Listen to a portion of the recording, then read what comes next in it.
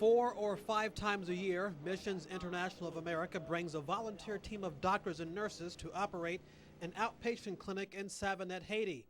On day 1 of clinic, people were lined up early for perhaps their one chance of the year to see a physician. I think things went very smoothly. Oftentimes the first day we have a lot of chaos. There was a little pushing and shoving that happens sometimes when people are afraid they're not going to get a ticket to get in. But we were able to see everybody who showed up today, so I'm very pleased about that. Oftentimes we have to turn people away or tell them to come back tomorrow.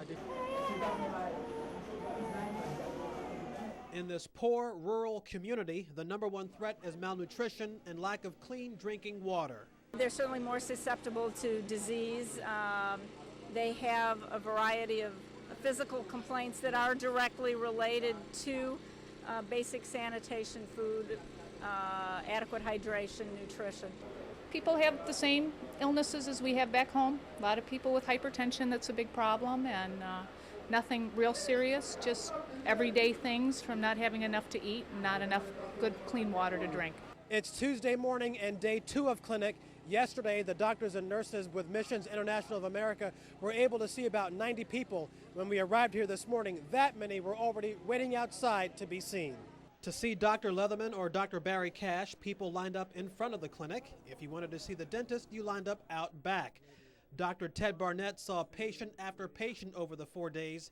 Even in this primitive setting, he was able to establish a healthy setting in which to do extractions and fillings. For many, this was the first time that they were sitting in a dentist's chair. On Wednesday afternoon, the Nielsens received a call that one of their Haitian employees had fallen gravely ill at a nearby church where he had been attending service. The mission van was sent to the church to take the man to the hospital, which is located about 30 minutes away. Medical volunteers spoke either no or limited Creole and so had to rely on English-speaking Haitians to translate. Well, it takes longer to do that. You always have concerns about the accuracy when you're getting a history and you don't really know what the patient is saying. The medical volunteers on this team were part of the team that came last year.